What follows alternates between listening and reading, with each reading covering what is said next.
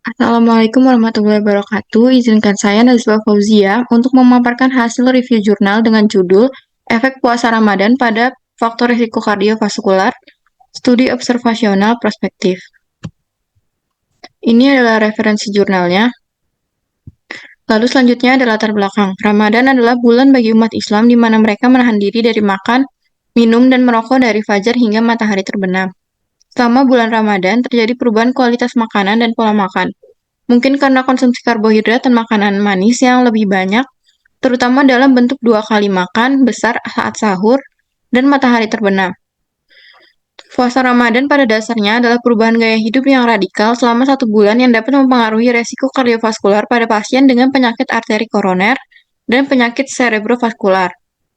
Menurut Boguera et al., menunjukkan puasa Ramadan memiliki efek sedang pada kadar glikemia dan lipoprotein pada pasien diabetes tipe 2, ketika kontrol metabolik sebelumnya cukup baik. Tetapi, puasa menginduksi lebih banyak kerusakan ketika kontrol sebelumnya buruk.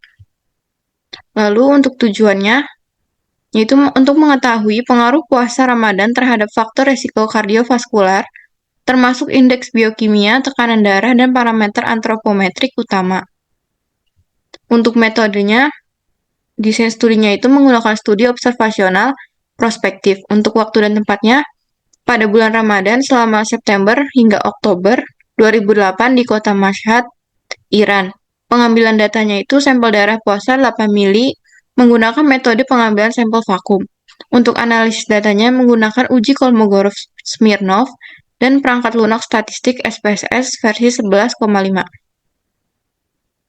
Untuk hasilnya, untuk profil lipid itu, nilai kolesterol total, trigliserida FLDL, LDL, rasio kolesterol atau HDL, dan LDL atau HDL menurun secara signifikan, dan HDLC meningkat secara signifikan. Tampaknya tidak ada efek yang signifikan dari CAD, hipertensi, dan konsumsi obat statin pada variasi kadar kolesterol rata-rata sebelum dan sesudah Ramadan. Untuk hasil FBS insulin, HOMA-IR, homocysteine, dan HSCRP, itu tidak menunjukkan perbedaan yang signifikan setelah puasa Ramadan. Lalu untuk parameter hematologi, pada tabel 3 ini menggambarkan nilai parameter hematologi sebelum dan sesudah Ramadan, di mana konsentrasi rata-rata dari semua parameter tersebut, kecuali hemoglobin dan hematokrit, menunjukkan perubahan yang signifikan bila dibandingkan sebelum dan sesudah Ramadan. Untuk food record, berdasarkan tabel 4, itu datanya menunjukkan penurunan asupan energi dan makronutrien lain yang secara statistik tidak signifikan selama puasa di bulan Ramadan.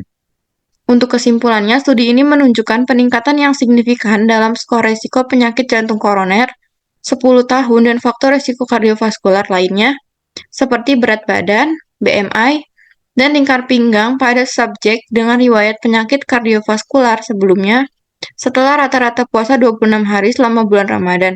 Hasil dari penelitian ini menunjukkan bahwa puasa Ramadan dapat bermanfaat untuk memperbaiki faktor resiko kardiovaskular. Faktor resiko CVD. Untuk kelebihannya, pembahasan dalam jurnal ini cukup lengkap. Kekurangannya itu terdapat beberapa kata yang sulit dipahami dan tidak adanya kelompok kontrol dalam penelitian ini.